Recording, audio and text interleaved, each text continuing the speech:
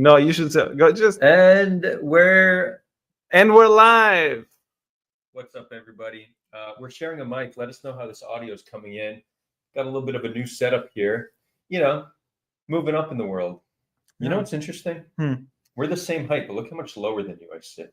Dude, I think the floor might be slanted. No, you know what? I think my torso is disproportionately long. I think you're also a little bit further back, no? Oh, no, actually, we're like exactly the same. Yeah, we're the same. Okay. Yeah, I might be back. I think, who knows what's going on? Something's happening. This episode is sponsored by Epic Water Bottles. Today, we're drinking a whole bunch of garbage, from microplastics to heavy metals, all sorts of chemicals. Epic Water Bottles has a built-in filter. Hold on. Are they paying us money for this? That filters everything. No, they're not paying. They're not paying. This is free. I'm trying to inspire them. This is, yeah. But Epic, if you want to keep these promotions up, give us some money and we'll continue it. It really filters everything except for fluoride. But we have RFK for that, so we don't need to filter fluoride anymore. On that topic, what do you think about RFK? Dude, honestly, I don't know much. I remember there was like some kerfuffle about what exactly was his point during COVID. He came out as like one of the loudest critics of like COVID policy. Well, I think he's just very vaccine, call it hesitant.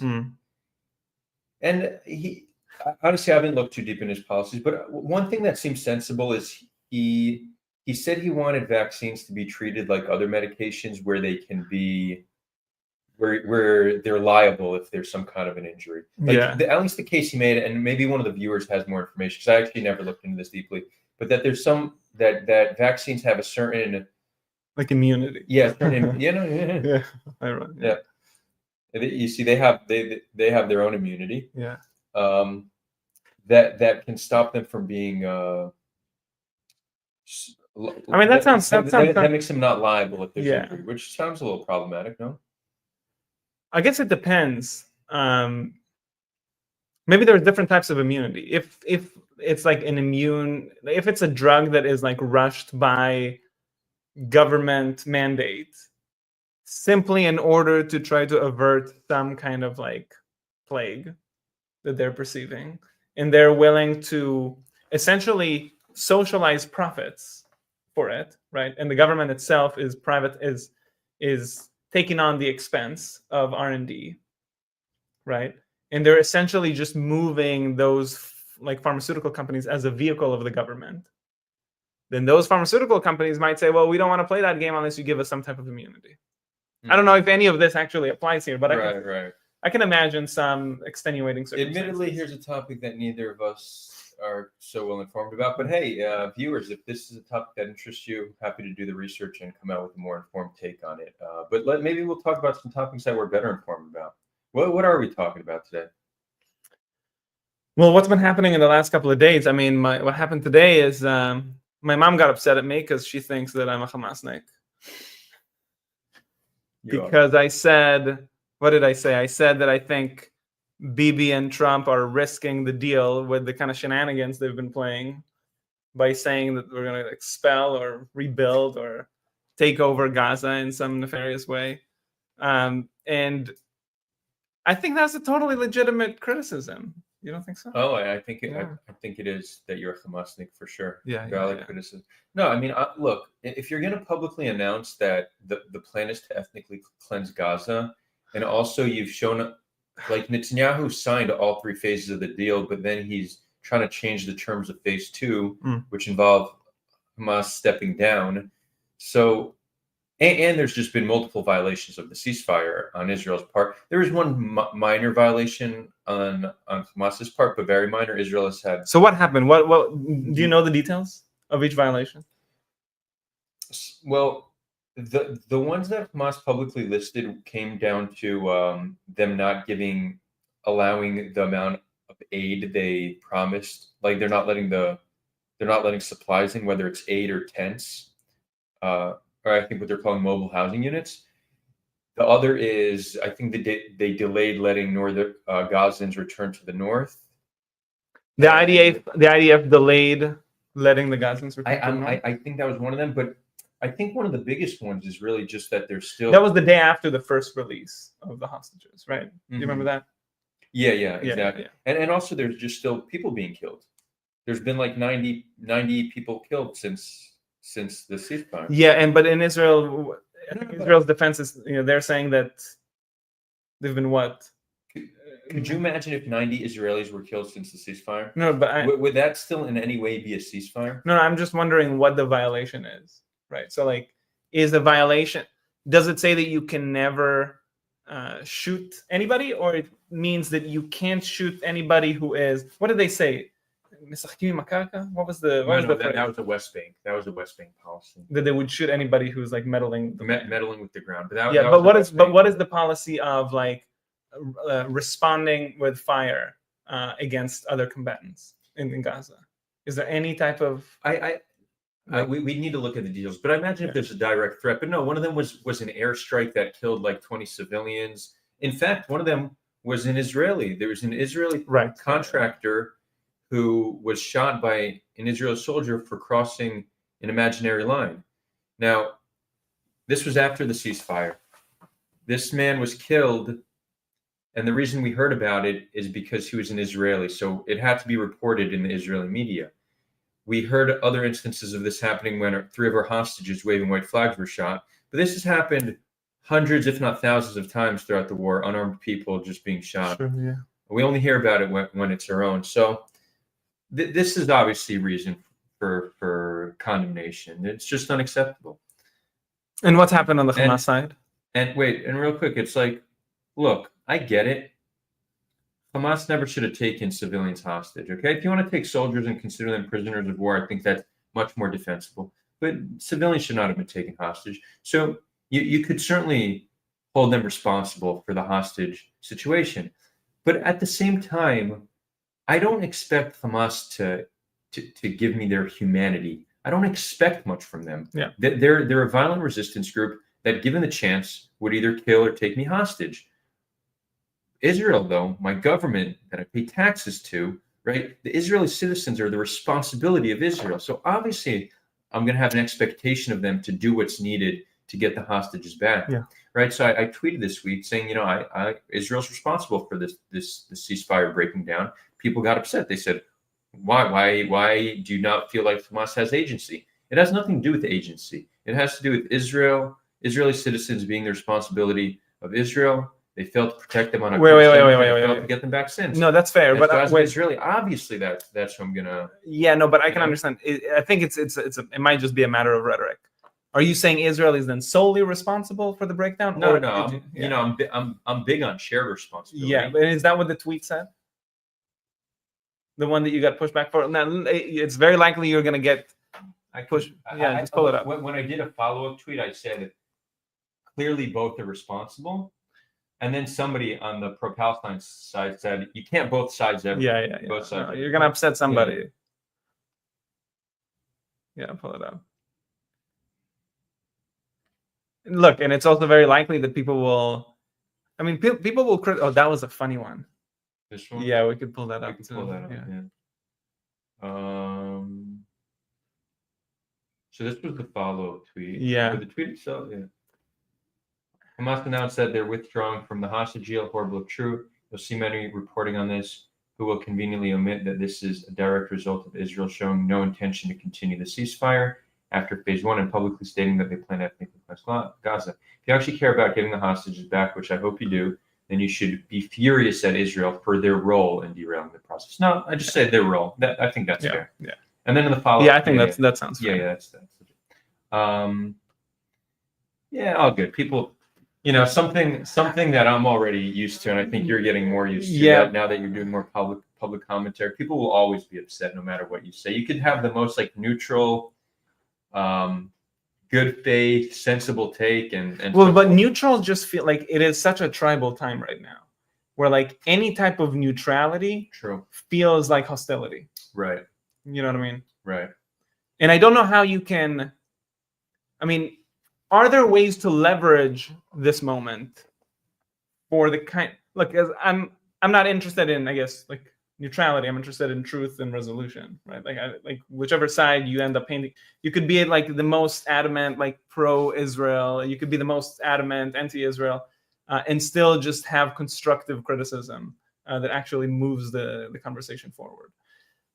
I suspect we're going to need those kinds of people too, to bring about the kind of future that you imagine, to bring about an actual resolution to the conflict. It's not going to be enough to just have people say, you know what, now I became pro-Palestinian despite me being pro-Israel. Like, you're going to need advocates on the Israeli side that are deeply, they're dyed-in-the-wool pro-Israel, and the exact same thing on the other side. And you need to find the kind of narrative that activates them and that energizes them. You see what I mean? I don't imagine that you'll be able to like reduce the sense of nationalism. If anything, you might have to leverage it. But I don't think the concern should never be that there will not be enough people supporting their own tribe. That's right. You're always going to have the opposite. That's right.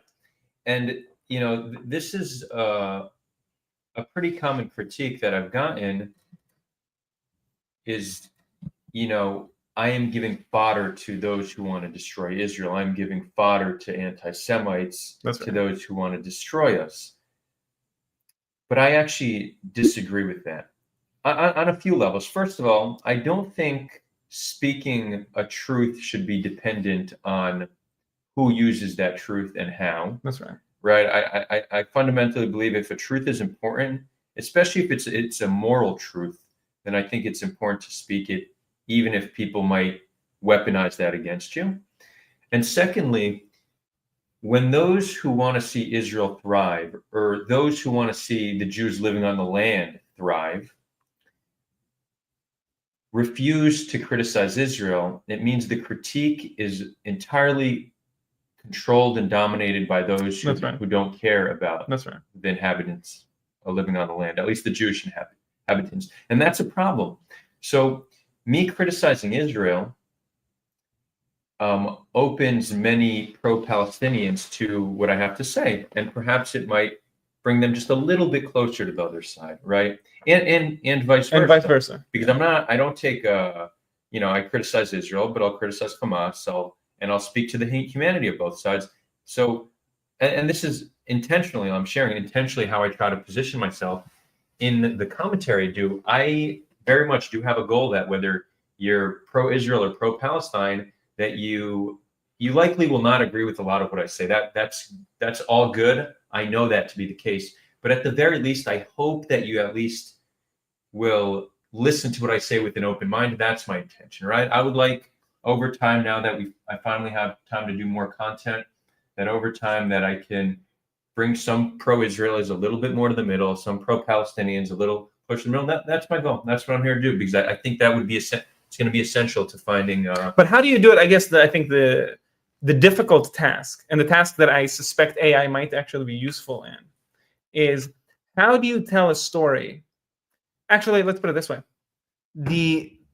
most Israelis, they're not going to move towards your middle in the way that you imagine they would. It's not like they'll just stop seeing it. They're not going to change their narrative to something completely different. They're not going to buy wholesale the Palestinian narrative. That's not going to happen in the same way that we can't expect Palestinians to become Zionists. They're not going to do it. Right. If that's your narrative if that's what your middle looks like, well, maybe they'll be a little bit Zionist. They're not going to be Zionists. They're not going to be fans, you know. But you need to come up with a different story. In fact, perhaps a story that leverages their own sense of, I don't know, like their own Palestinianness, in the same way that you should find tools within the Israeli toolbox of Israeli identity and leverage those towards the kind of middle that you have in mind. Yeah, I feel like that's what's difficult to do. Yeah, and trying to have some kind of a story that can appeal to both people. Well, no, but that's what I'm saying. It could be that the story that appeals to Israelis to move them towards the kind of acceptance that they need to go to is going to be a very different story from the Palestinian one, and will look very pro-Israel. It might even look extremely Jewish. The problem is that I very rarely, and this is true of most commentators, they don't have a platform where they can only address one or the other. We need to put our ideas out into the world. So we need to accept that these ideas will be seen by all people. So there's no perfect message. I will though share one story. So, most Israelis were radicalized even more after October 7th. My grandfather even considered disowning me because of the work that I do. And he just wanted, I had to convince him that I still love him and our people, which wasn't hard to do, but we had a long talk and all good. But then he said he wanted to take me on a trip to see the family, but what he meant was really a trip. I remember. Is that the one in the West Bank? Yeah, I have a lot of family in the West Bank. Yeah, so in reality, the trip he wanted to take me on was call it a propaganda tour in the West Bank. And he brought me to this guy's home. What's his name? He's pretty old now, but he helped develop a lot of the Jewish communities. Like he purchased the land and developed the land for Jews living in the West Bank. And he brought me to his home. And when I go in there, beautiful home on a hilltop, I sit down and then he starts talking, and very quickly I understand that my grandfather told him to, like, why he was bringing me there, because he was giving me this to cooperate. Yeah, he was giving me this speech about how Palestinians, who we would call Arabs, he didn't say Palestinians, say Arabim, how many times they turned on him and attacked him and tried to kill him, and very sadly they also killed his son in a terror attack. And it was like a 30 to 45 minute monologue. And, in my mind, I was thinking that he doesn't realize that he's not a great representation. He's not an average Israeli. He's literally an Israeli who's been developing land in the West Bank. He's more of a target for Palestinians than the average Israeli, very clearly. But that wasn't the point. After he shared this story, I asked if I can share my perspective. And he said, sure. And it was just a few of us. It was my father, my grandfather, and my uncle who's also a religious West Bank settler. And then I gave like a 10-minute monologue, and I made it super Zionist about how our people can achieve anything. And, people think that peace is naive, but Herzl's vision was considered naive, and look what he achieved. And I don't accept that we can't achieve peace. That's a small-minded way of looking at it. Our people can accomplish anything. Right. And then I finished it with Herzl's quote, Im tirtzu en zo agada. If you will, it is no dream.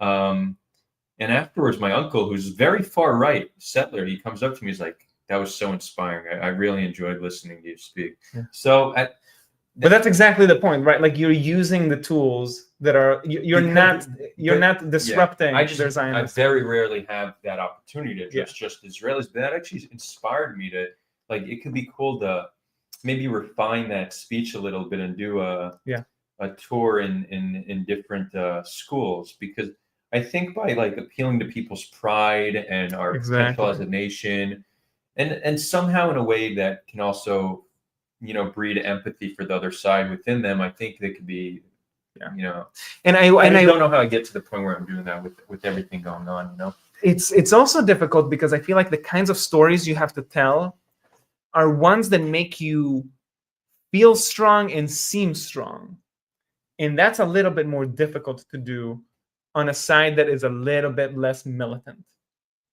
It's not that easy to do, because like I think we spoke about that maybe a little bit, where like when you see the kinds of like music videos that Israelis would be watching in the middle of the war, they are so inspiring, right? You just want to go and march with them, right. Because they appeal to this masculine, it's a sexy image that you have in mind, and it's a powerful one, and it's especially. Think about it. When you're like a kid, you're 16, 17, 18, who wouldn't be moved by these kinds of, images? I have a feeling that, and what do you get on the other side? You got nothing. Well, I'll tell you, it's because it like war and toughness, it speaks to like our masculine side. Right. It's so primal. It's like, we're going to fight. And peace is like you're and even we'll defend. I forget about the fight. Like we'll defend. Yeah, but peace is like you're like a sissy soy boy. What is soy boy? Exactly. That's it. We need to make peace cool. Because I ain't no soy boy. No, well, Let's go, baby. well, Let's make it cool. it might not be. Yo, listen, motherfuckers. We're gonna bring peace to planet I'm gonna Earth. give you a beat. I'm gonna drop the beat. Okay. No, So- seriously. But There ain't nothing cooler than peace. And you know, women, they love that shit. no, but that's the thing. Like maybe this is the wrong spin, because it might not be peace. That's what I'm saying. Like, peace might not be the right first of word. all, peace is triggering everybody in the region. Fair. But it might be something, like, dude, like you going to East Jerusalem and, saying, I'm open to hugs, whatever, come hug me, kill me, whatever you're going to do. That shows perhaps foolishness on one hand, maybe, but obvious You want to courage. give context to that? Oh, people don't know. I mean, I'm sure not everybody knows about Oh, that. yeah. So Adar, what was that? 7 years ago, 8 It years was ago? 2016, yeah. All right. So Oh, 9. 29 years ago, Adar went out, East Jerusalem. He held up a sign. It said, I'm a Jew. Come, I love you. I'm a Jew and I love you. If you love me back, If you love me back, give me a hug. And everyone thought, okay, this guy's going to be blindfolded, just standing out there like that. And there's a dude with a camera, a couple of people there with a camera from a couple angles. You know who they were? There were 2 people. Yeah, Rudy? What's Rudy and Julian. Oh, Rudy and Julian, yeah. Okay, so everyone thought Adar is going to be slaughtered. You were almost not slaughtered at all, right? There was No. There's people that came and gave him hugs. Yeah, so, everyone said, don't do it, you'll get killed. And I didn't have much experience in East Jerusalem and what it was like. We were meant to have armed security come with us. He canceled the morning of. We said, you know what, we're going for it. I get there and the vibe was just so not welcoming. I'm like, oh no, I don't know about this. But I'm like, okay, we're already here. So I put on the blindfold, start standing there like this. And then it was like a good 5 minutes and no one was hugging me, but people were looking. And by the way, you wrote this in what language? It was in Hebrew, English, and Arabic. Okay, Yeah, so yeah. everybody understood. Everyone understood the sign. Yeah. Yeah. And then after 5 minutes of waiting, a 12-year-old boy came up and hugged me. He was the first one to break ranks. Yeah. And then once he did it, everyone started coming. And then there was like a line of people giving me hugs. And then there was a woman standing there with her 4-year-old son, 3-year-old son. And, for cultural and religious reasons, no women hugged me. Yeah. But eventually she took her son and picked him up and put him in my arms. And that was just such a beautiful moment because what was her reason for doing that?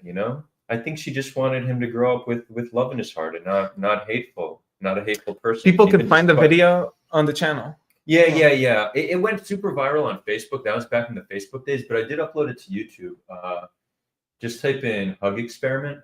Hug experiment, Sulha maybe, or just hug experiment. Sulha's hug experiment, Adar Weinreb hug experiment. It should come up. Yeah, if you Okay, do a so channel search. Let me ask you a couple of questions then. You're standing there, you're blindfolded. Are you scared? I didn't have an Oura ring at the time Yeah. to measure stress, but So we don't know. I imagine that my stress levels were probably a little bit higher than. Would you say you were scared? Yeah. Okay. for So sure. that feels, which is I think the healthy answer, but it means that it takes courage right to do that. And so I feel like the way to appeal, you can't just say, oh, I can't be peaceful. Yeah, let's have just peace. say, Let's love each other. yeah, No, that's not about it. right, It's right. about, are you like, what kind of risk are you willing to take? Like, do you have the guts for Right. it? Like it might, yeah. Okay, I like this angle. So it might even be possible that personally I can improve my messaging that it doesn't sound so sissy, Yeah. make peace sound more cool. What about appealing to the fact that it requires violence? I tweeted this the other day and you actually helped me compose it, or at least think of one line, that violence is always the best answer of the small-minded. What about creating that kind of framing that it's really the small-minded people that think violence is a good answer? It takes the sophisticated people, even appeal to elitism. Like, yeah, us people who are creative enough and sophisticated enough to not just fall into these violent tendencies and are actually going to take some risks and try new things to achieve peace. Like I almost feel like, and I don't think elitism is generally good, but I think in this sense, to kind of separate violent people from nonviolent people in an elitist way might actually put necessary pressure to get people to think of things in less violent terms. Yeah, I think we'll probably have to like tackle it on a few different fronts. One is that of intelligence, and I think it will appeal to certain people. I think the one of power and force and strength is likely to appeal to others. Do you remember what I spoke to? I think maybe we spoke about this on a live stream. Do you remember the my friend from Gaza and what she said about violence? When we were Remind me? So I asked her, I was like, what do you think it would take? What do Israelis have to do so that Gazans and Palestinians in general feel more welcoming to have a conversation with them? That was the question that I asked. And she said, actually, I think I wrote it down. What did she say? She said, oh, give me 1 second. Let's see. No, I don't have it. Oh, yeah, here we go. Practicing Arabic. She said they need to stand out against the genocide, killing, bombing, and destruction, and to say that they hate Bibi. That was the qualification in order to have a conversation with Palestinians. I said, okay, that's unlikely to happen at scale. You know what I mean? And if you set this as the prerequisite, well, like most Israelis would set the prerequisite, okay, you have to denounce October 7th and say that you're against Hamas and say you're against Arafat. You have to say all these things. Obviously, you can work like this. It's almost like expecting too much before you even engage in a conversation. So we have to have the slightly lower expectations. And she said, you're right. How about this? Renounce violence. I said, okay, I think now you have something to talk about. I think that's enough. It's low enough where enough people would say, you know what, if we commit to nonviolence, at least we have a conversation. Mm-hmm. And there's like a century-long tradition of nonviolence. And it's like a school of thought, and it's quite developed as a philosophy that I know virtually nothing about. But if somebody knows more and they wants to, I just downloaded a few books on it. On nonviolence? On nonviolence. Well, you know, I had Gandhi's grandson on the channel once. Maybe we should. Ooh, he'd be someone good to bring into the server. Oh, that'd be cool. What was his name? Yeah, he actually. Wait, the current one, the one who's running now, who's been running for. Is he running? What's his name again? He ran a couple of years ago again. Something. Yeah, we could search Gandhi on channel to find him, but yeah, he has interesting views. He said he thinks the whole land should be Palestine. Yeah, but Duly, what does that mean? That all of India should be Pakistan. No, I'm kidding. I don't know historically enough about that. No, I don't know. It was an interesting one. We can have him back on. Yeah. Okay. I think maybe nonviolence, but that's the thing. You have to. I think to appeal to the masses, you're gonna need to pull in violence. No. We'll work with some LLMs to come up with some good messaging for how to position peace in a way that sounds violent. Cool. Well, peace in a way that appeals to some of the same tendencies that violence might appeal to. We have some comments, so let's just go over them. I see we have shout out from Levy Katzman. Shout out back, Levy. Fahed, our friend from Gaza, goes, you don't have to expect humanity from Hamas side, but they offered all civilian hostage back on October 9th. Yeah, that's true. Sinwar actually a few weeks later said something, but one of the hostage families actually said that a few days after the 7th that there was some kind of deal to get all the civilian hostages back, and it would require it was just a prisoner swap, a massive prisoner swap. But that's true. They could have been back days, if not weeks, after October 7th. Then he goes on to say, Hamas spokesperson announced it was a mistake and that they would be treated well. I think this was in connection to you saying that it seems like they weren't treated very well. Some of the hostages. I didn't say that on the stream, but let's talk about that for a moment. So it was interesting because, these guys look in horrible shape. Now, very instantly, we say the natural reaction is, oh, they're being intentionally starved and tortured, which might be the case. But I think it's more important. We need to say, why did they come out in that condition, but the others didn't?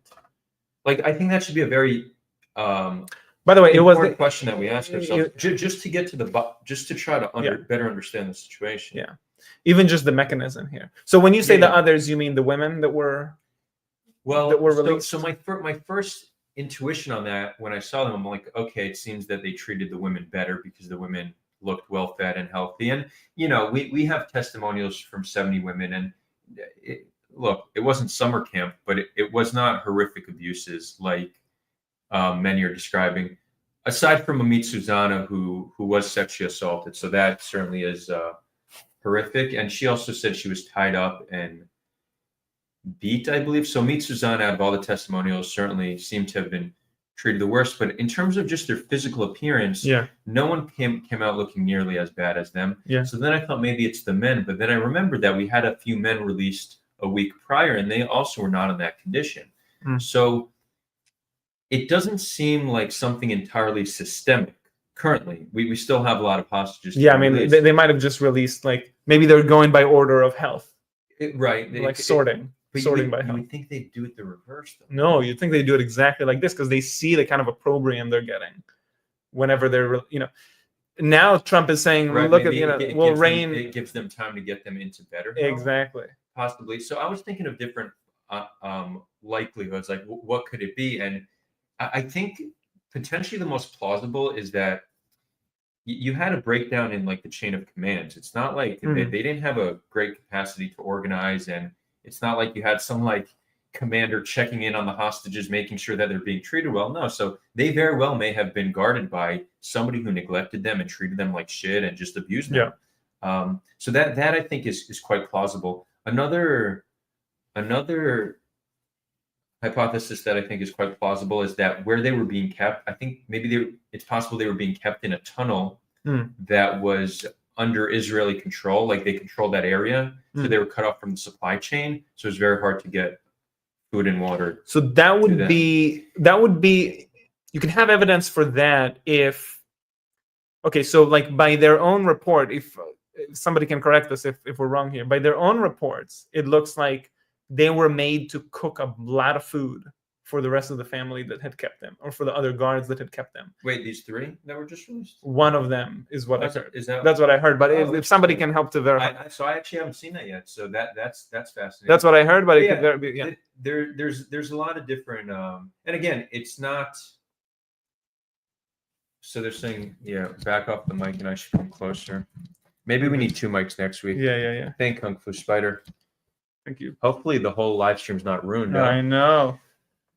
I was waiting for someone to respond to this. Okay. I guess like someone could say, why is it important? They never should have been taken. And I get it, but I guess I want people to just be better thinkers. Like it's so simple to just assume that everything is a result of pure evil. Like if you think that Hamas, they're the most evil ever, and that everything bad that happens, it's for that reason. The world is simpler that way, and it fits our narrative. But I really, the reason I'm having like this, I'm putting forth different theories as to why they look like that, is more than anything because I want people to be inspired about how to think about different issues. And it's not as simple, because clearly there wasn't a systemic starving. There very well may have been other explanations, and even like there's less plausible ones, like a hunger strike. Maybe they went on hunger strike. Maybe they were in. But you see, like when you advocate for positions like this to an Israeli, it sounds like, why are you deliberately trying to be blind to the truth, which is they are monsters that are trying to abuse Jews? Why are you working so hard? It's so clear. That's how they would react. And many. Yeah.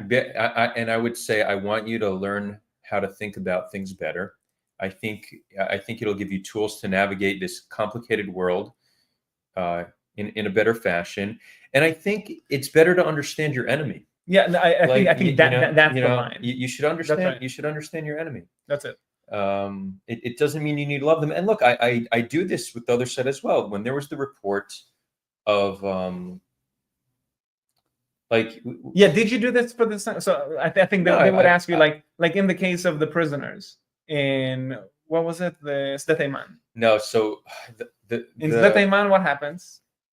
What happens to your analysis? So what informs my analysis is not Sde. If it was just Sde Eiman, I would say it's probably just a few sadistic prisoners. The problem is there was B'Tselem report that interviewed dozens of Palestinians from 18 different prisons, and they all had very similar stories of abuse, which to me points to something more systematic. And then when I understood that Ben Gvir is in control of the prison system and intentionally worsened conditions, there you could say it's systemic. What I will say is not systemic based on what we've seen, the sexual violence, right? So the sexual violence, you mean in Israeli prisons? Yeah, exactly. Yeah. That I've seen no evidence of a systemic sexual violence, and I've pointed this out because again, we should think of things. Just because you saw it in one prison doesn't mean it's prevalent, and we haven't seen evidence of it being prevalent. Another one is, some people are saying the death toll is a few 100,000 at this point, and they're putting out these analyses, and I've challenged and debunked some of those analyses. So I am doing it to both sides, but people are very sensitive when it's done to their side, and they forget when it's done to the other side. Yeah. So But what does that mean? but Michael is saying victim blaming isn't better thinking. Are you victim blaming? When let's say these Israelis. Wait, how's that victim blaming? The victims would be the hostages. Yeah, that's right. In that, I think that's what he's referring to. Maybe we're not understanding you, Michael. But how am I blaming? Yeah, can you clarify? Hostages? But yeah, like the death toll. Also, I'm still skeptical. There was a report of there was the New York Times report about children. 40 doctors saying children were being shot. And I spoke to two of the doctors, and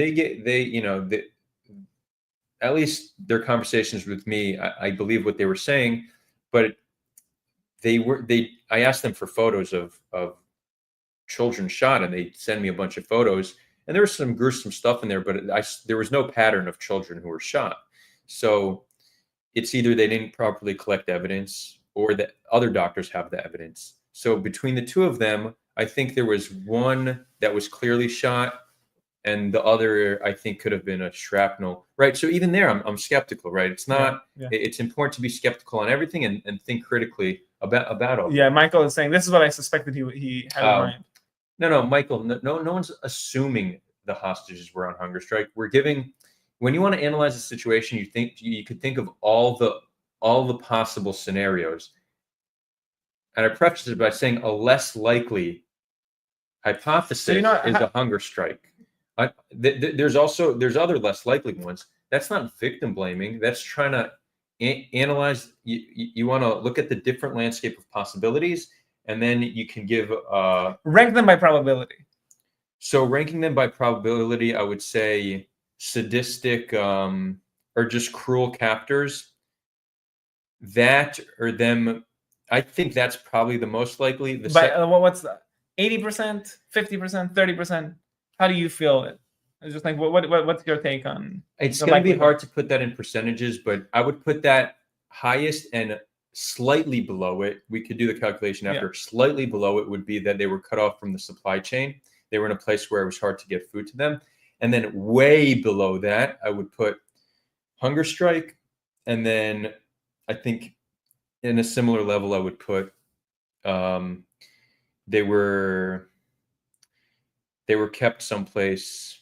They were kept someplace really bad, and it just took a massive emotional toll on them. So they just lost. They didn't have the appetite. Yeah, because they may have been in like a just dark tunnel that was like being bombed around. The first one was, what was it? Sadism? I said sadism, but their captors were just cruel to them. I think that's the most plausible hypothesis. Oh, and then you could say systemic, that this was a command from Hamas to starve them, but that to me is the least plausible because we saw no pattern. Like, why specifically them? Well, no, we haven't yet. I wouldn't say it's the least plausible. We just don't yet have enough evidence for it, because. But then you need to wonder why. Well, no, but you haven't seen that many yet. You got to give it a minute. We could so you might be right. The other ones might have died also. You could discount the 70 that were released earlier because that's right. Different conditions. Since then, we've had the 4, 6. What do we had? Like 10. Yeah, I'm not sure. But we've only had 3 other men, so that's true. We don't have a lot of data of other men, Yeah. so there could So I be a wouldn't say trend. it's not. It's, Yeah, that's true. We can't rule out systemic because we don't have data on other men. Yeah. Sapphire Ziva saying I think it was probably intentional with with the the male hostages. Yeah, so I think that's possible, and we will see. And let me go on to say I actually think the worst is yet to come, because if we're thinking about this logically, the prisoners that are most likely to be tortured were the soldiers. That's right. So we only got a few female soldiers out. And again, we still didn't get their testimonies. But I will say the fact that we didn't hear about something horrific, I think decreases the chance that something horrific happened. And that could also be connected with like Islam and view or protection of women. I'm not sure, but I have a concern, and I think there's reason to believe that the male IDF soldiers are going to fare worse off than anybody else, and they're only being released in phase 2. So I'm most concerned about that. Yeah, I think it could also be not like just a matter of sadism or even neglect, but as a matter of getting information. Do you think it could just be like straight up torture? No. I think that's what would drive it. Yeah. You could say there's anger and they want to take their anger out, but there's actually a logic to torturing them. You torture them for information. Now, but I would expect that to happen earlier rather than later. Yeah. No, for sure. But they might have stories. We might get testimonies from them that in the first few months that they were severely tortured. That's right. This might happen. Yeah. Now, interestingly, on the whole revenge thing, months back, interestingly, Hamas came out and reported this, which I thought was very interesting that they reported it. They said that one of their soldiers killed a hostage and killed a male hostage and seriously wounded 2 female hostages as revenge for an airstrike killing his family. One of the soldiers? You mean Hamas? One Hamas soldier killed a male hostage and seriously injured 2 female hostages as revenge. And they came out and said that and said they're investigating it. So I found it interesting that they actually acknowledged it, because why would they need to? I still don't fully understand that. But that to me, I think there's a fairly simple logic to that. Do you remember like the fear in the beginning was that Hamas is going to use the hostages, push them off rooftops, we'll just have public executions. Do you remember televise this in real time? Right. In order to put pressure on us, yeah. Exactly. That hadn't really happened in that sense. But I do believe that was a major fear I had and that many Israelis I think there's 2 reasons for that. I think they're worth more alive than they are dead. And there's a very serious PR war happening on both sides. So they want to seem like the humane ones. That's why they release them with goodie bags. Yeah. You know. Well, no, but I think just to be fair, they might also not have that tendency. They might also not be so inclined as to do that. They might not want to go and just butcher these people. You have to give that as a... Yeah. Sure. Because someone from the audience is going to say, well, I mean, would you say the exact same thing about like Palestinian prisoners? That the reason they're not torturing them even more is because it's just a PR thing? Well, no, I mean, maybe they're not inclined to do that anyway. It's not that everybody's... So I mean, they shouldn't be tortured at all, right? Any amount of torture is just not acceptable at this point. But yeah. But the reason I brought up the revenge is that's one data point of revenge. So it's plausible that there's more. That's right. Right. And so we don't know the extent of cruelty. Do we know who's alive and who isn't, or have they kept this still as like they haven't told us anything about who's still alive and who's dead yet. We don't know. Yeah. That might just be a card that they're playing until the last Well, minute. they said that phase 1, I believe 33 are meant to be released, of which around 22 are alive, something like that. And whatever, the family asked Biba's family asked not to speculate on them, so we won't get into that, but we'll do some probabilistic analysis after we find out. Folks are saying in the chat that we have testimonies from survivors of captivity. Yeah, I wonder if they end up dispelling any of what you're saying. They've proven to lie about deaths. Correct. There was one. But Hamas said that somebody died and they didn't. There was one they said died. Yeah. And do you think that was a deliberate lie, or do you think it might just be like information I'm not corrupted? sure. It could be like psychological warfare. It could be it's the hostages. Hamas got splintered. Their chain of command got splintered, but also hostages were kept with different militant groups. So it's unclear. Yeah. So we do have testimonies from survivors, and that's good data. A fair bit of testimonies. But is there a specific testimony that you think is worth talking about? Yeah, I wonder if we can do. Are there interesting conversation rooms that we can do around the hostages? I don't think we've done enough of those in the community, on the app and in the Discord. Some prompts about even something that could be pretty engaging. You know what I mean? Like getting people to come and either ideate like some of these different like games theoretical options, or maybe we can even we should bring a family, one of the family members Of hostages. Yeah. Yeah. There's some interesting people. Well, there's the guy Maozinon. What's his name? Let's see. Maozinon is the guy from Abraham.